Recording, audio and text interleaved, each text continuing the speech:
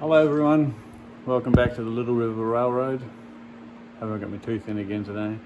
We're doing a bit of work on the main yard and the yard throat and the loop now that returns down this wall rather than doing the loop all the way around the old room. So I'll flip the camera around and we'll take a look at what's been happening.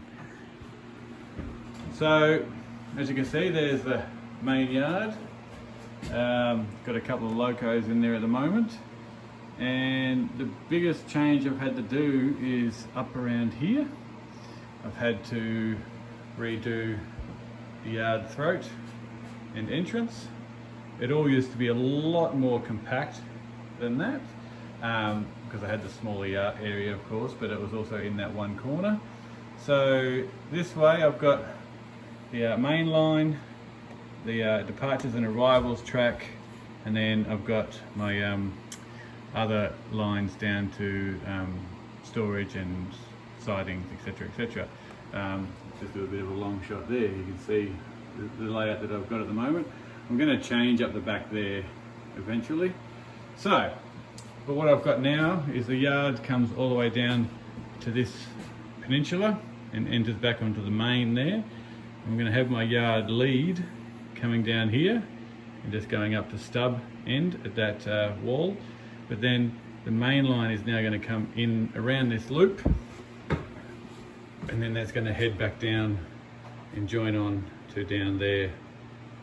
So what I'm actually going to do, I was originally thinking of getting rid of that crossover point there because it was going to create a bit of an issue with wiring, but I think what I'm going to do is I'm going to get a couple of auto reversers for around the layout, and I'm actually going to make the section from this point here all the way up to there the auto reverse loop, so I can bring something straight up and back down to staging if needed. Just gives me a lot of different options, and auto reversers are pretty cheap. So that's where I'm at the moment, guys. I'm pretty happy with the neatness of my work.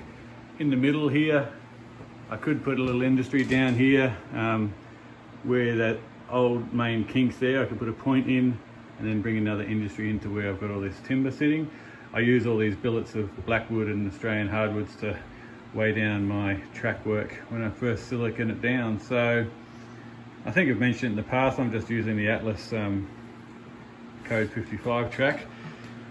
Now the loop here, or this return, is quite a tight radius, and you'll see I've got this PA, these old PAs here, and I bought these second hand, and the person who had them before me put these beautiful close couplers on them, so they don't really like a very tight radius. So what I've ended up doing is I've put a bit of super elevation in this loop to help them out. So now when it comes to the road bed, I use the method that a friend of mine taught me with the two pieces of cork following the center line.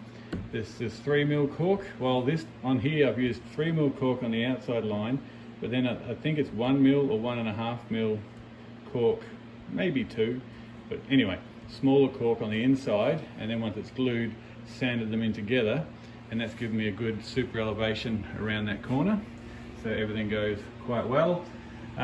It's all wired up a bit hodgepodge underneath at the moment, so I'm not going to show you any of that because any of you people that do good wiring, it'll probably make you cry. But yeah, I'll bring out the SD70 here.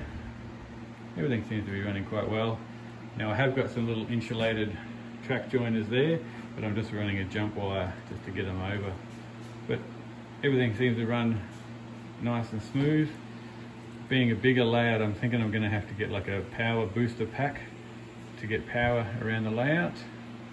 But yeah, so that's where I'm at, guys, slowly working away. I'll just stop him. Oh, I'll just bring him back actually. He can come back. So yeah, thanks for watching as always, and keep in touch.